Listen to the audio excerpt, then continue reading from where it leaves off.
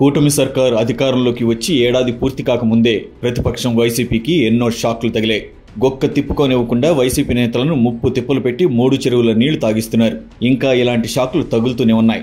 మరో 2 నెలలాగితే కూటమి ప్రభుత్వం అధికారంలోకి వచ్చి ఏడాది పూర్తవుతుంది. ఆ సమయం వచ్చేలోపే పెద్ద తిమింగలాన్ని లోపలేసేయాలనే స్కెచ్ రెడీగా ఉందట. ఒకప్పుడు అంటే సరిగ్గా సెప్టెంబర్ 10వ తేదీ 2023వ సంవత్సరంలో చంద్రబాబు నాయుడిని నంద్యాల పట్టణంలోని జ్ఞానపురంలోని ఆర్కే ఫంక్షన్ హాల్ నుండి ఉదయం 6 గంటల ప్రాంతంలో సిఐడి అరెస్టు చేసింది. 371 కోట్ల నైపుణ్యాభివృద్ధి కుంభకోణంలో చంద్రబాబు ప్రధాన కుట్రదారుడని సిఐడి పేర్కొంది.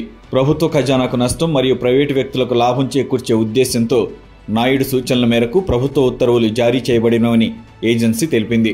ఈ సీన్ ఇప్పటికీ టీడీపీ నేతల కళ్ల ముందు కదలాడుతుంది. ఇలాంటి స్థితిలో జగన్ ఎప్పుడు కనపడతారని పసుపు నేతలు 1000 కళ్లతో ఎదురు చూస్తున్నారు. వారి కళ్లల్లో ఆనందం నింపే రోజు దగ్గరలోనే ఉందనే సంకేతాలు టీడీపీ సర్కార్ ఇస్తోంది.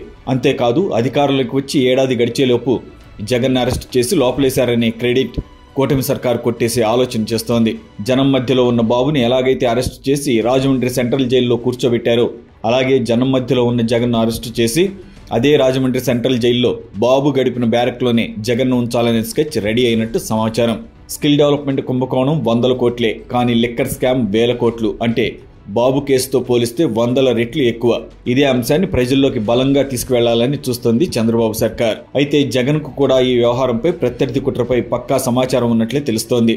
అందుకే జనంలోకి రావడానికి, జనంలో తిరగడానికి ఆయన భయపడుతున్నట్లు సమాచారం. ఎన్నో కార్యక్రమాల షెడ్యూల్స్ ను ప్రకటించి వెనకడుగు వేస్తున్నారు. మహా అయితే బెంగళూరు నుంచి పులివెందులు వచ్చి అటు నుంచి అటే తిరిగి వెళ్లిపోతున్నారు గాని మిగిలిన ప్రాంతాల్లో పర్యటించేందుకు సుముఖత వ్యక్తం చేయడం లేదు. జగన్ ను అరెస్టు చేయాలంటే కీలక ఆధారాలు కావాలి, లేదంటే ఒక అప్రూవర్ కావాలి. ఈ 2 సోర్సులు ఇప్పుడు కూటమి ప్రభుత్వం దగ్గర ఉన్నట్లు సమాచారం. ఆధారాలు అయితే ఎంపీ లావు శ్రీకృష్ణదేవరాయలు ఇప్పటికే కేంద్ర హోంమంత్రి అమిత్ షాకు అందజేసినట్లు తెలుస్తోంది. ఇక అప్రూవర్గా మారడానికి విజయసాయిరెడ్డి సిద్ధమవుతారని తెలుస్తోంది. అంతేకాదు ఆయన్ను అడ్డుపెట్టుకునే కూటమి సర్కార్ కథ మొత్తం నడపాలని ఆలోచిస్తోందట. జగన్ గురించి పూర్తిగా తెలిసిన వ్యక్తి, వైసీపీలో ఏం జరిగిందో చెప్పగలిగిన వ్యక్తి విజయసాయిరెడ్డి మాత్రమే. ఇప్పుడు ఆయన వైసీపీకి దూరంగానే ఉన్నారు.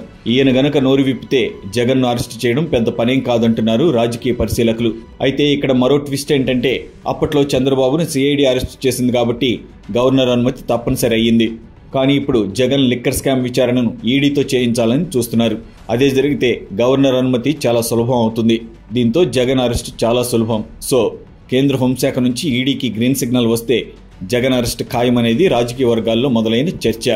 అదే గనుక జరిగితే తదుపరి కార్యాచరణ రాష్ట్ర ప్రభుత్వం నడుపుతుంది. జగన్ను చంద్రబాబు ఉన్న సేమ్ జైల్, సేమ్ బ్యారక్లోకి పంపి తెలుగు తమ్ముళ్లను సంతృప్తిపరచడమే తరువాయి భాగం అంటున్నారు రాజకీయ విమర్శకులు. అయితే ఈ వ్యవహారం అంతా ఈ ఏడాదే జరుగుతుందా, మరో 6 నెలలు వెయిట్ చేయాలనేది కూడా తేలాల్సి ఉంది.